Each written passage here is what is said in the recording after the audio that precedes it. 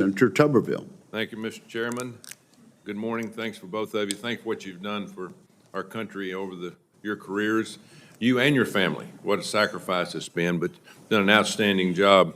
Admiral, I think far too long we've had our eyes on other things and not on our hemisphere, whether it's illegal migrants, drugs, or both. So what is Special Operations community doing to assist the militaries and governments in our hemisphere like Panama to combat narco-terrorists? Senator, in my current capacity, I'm not privy to all of the activities that SOCOM is engaged in the Southern Hemisphere. But in listening and watching General Fenton and his leadership over these last 3 years, I know that the partnerships that our teams have been engaging in and developing remain critical to being able to help them build capacity to be able to defend themselves, but also to provide security locally, which of course helps to prevent and secure our southern border as well. Yeah, you're very. I'm sure you're up on the point of the Darien Gap and the problems it's caused over the years, and relationship with our special ops down in that area, training people. That'll probably be in your forte going forward. What's your thoughts about cooperation activities with Latin America as going into this job? Yes, sir. I think as the counterterrorism fight informs us, it is far better to find the root of the problem well away from our borders than it is to have to defend them internal to the United States. And so if confirmed, making it a priority to provide assistance to all of our combatant commanders as far forward as possible and with those partnered forces to help them to be able to secure their own territory. Yeah, we have problems all over the world, but if we don't watch our back door, then we're going to have really problems within our country, which we already have. General, I think we need to be reinforcing our military presence in Africa. Unfortunately, under the previous administration, we seemed like we were doing just the opposite. Niger, you and I talked about this in a meeting in my office.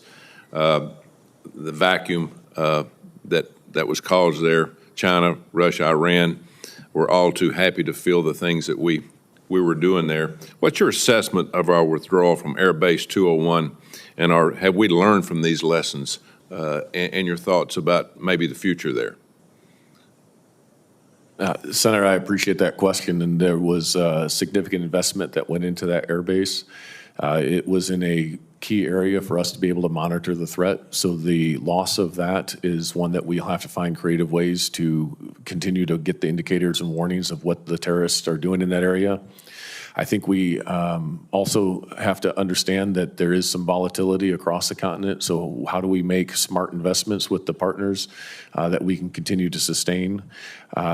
I will say that the relationships that we built in Niger with the military over several decades are still there. When the time is right, I believe there will be an opportunity, but that time will have to be determined, and if confirmed, I'll look at what that is. Yeah, after your confirmation, I guess by telling the committee and people even watching at home, why do we need to have presence in Africa? What is your thoughts? So Africa is key to any strategy. It sits on strategic terrain, just the waterways that it forms between the Straits of Gibraltar all the way down through the Suez Canal and the Red Sea.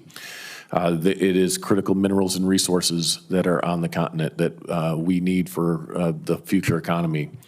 Both China and Russia see their strategies going through the continent, and they are going to engage there. And so we can cede that ground or we can compete in that ground. And I think we have a very powerful tool to compete with. As Admiral Bradley mentioned, nobody brings more credibility to the counterterrorism fight than the U.S. As a matter of fact, when we rescued that hostage in Niger, the next morning was an influential blogger that posted, "The Americans came like the lion in the night. They killed their enemies and rescued their own. No other nation on earth could do that." And that is a powerful symbol across the continent and around the world of what our military and what the United States is capable of. And I do think that some level of engagement in Africa does matter. I'd agree it's an economy of force. but a small investment goes a long way so that we don't have strategic surprise that then distracts the United States from focusing on the rising threats in the Pacific and other areas. Thank you. Thanks, Mr. Chairman.